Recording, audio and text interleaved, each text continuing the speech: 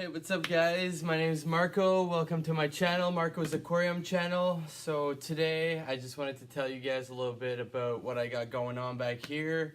I got my 20 gallon, I got my 66 gallon. Basically I'm just gonna be transferring from my 20 gallon to my 66 gallon. I just got this donated from somebody who didn't want their fish and their tank anymore, so I came over and I rescued them and I started taking care of the fish until the fish were too old and they couldn't see anymore. They were half blind, so I just took care of them until they couldn't live anymore. And then I ended up having this tank that was empty, so I'm taking it over now and making it the best I can out of it, which will probably end up being half planted, and we'll see what I can make out of that. So basically when I got this tank, there was no lights. So as you guys can see, I'm using my light from my 20 gallon right now, but I'm slowly getting the process of making my own light fixture for it. So I'll get that in time, and when it's ready I'll show you guys how it looks. So with my 20 gallon, what I used to have was just a bunch of live bearers and just fish that were really easy to keep. I didn't want anything too complicated, just wanted to keep it easy and no hassle. So with this tank I'm hoping to be able to get something new, maybe a little bit more fancy, maybe some angelfish, we'll see, maybe some discus, all depending on how the water quality ends up being.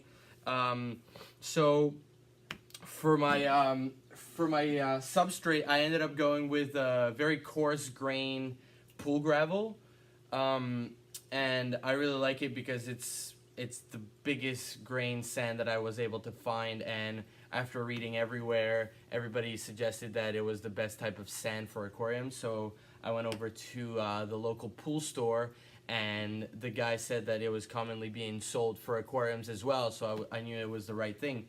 And then on this end, I went with just like a pea gravel that seems to be about like 1 centimeter wide. So yeah, that's it. And so I ended up going down to my river here, and I picked up some local rocks from the river. I tried to go with the darkest colored rocks that I could find. They seem much darker when they are wet. Of course, when they dry out, they seem a little bit more gray, but when they are underwater, they seem to be a little bit more darkened. What else? I also started seeding my my 66 gallon from my 20 gallon. So every time I would do a water change, instead of throwing out the water, I would just throw it in here, and then I know this water is 100% cycled, it's 100% clean, it's ready to go, and there's nothing wrong with that water at all. It's not even dirty because I didn't take it from the bottom, I took it from the top. I also started throwing a bunch of bio rocks that I got down here already. As you guys can see, some of them are like this, which has a lot of pores in, and it really lets the bacteria grow. That I had inside my other filter for my 20 gallon. I just threw it out there, and I've been leaving it there for a couple weeks now.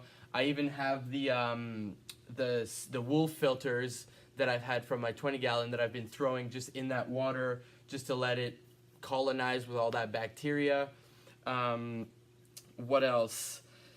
Then I started adding the products not too long ago, about a week or two ago.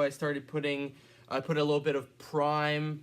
I did put some Nutrifin Cycle. I also put some bacteria supplement that I got.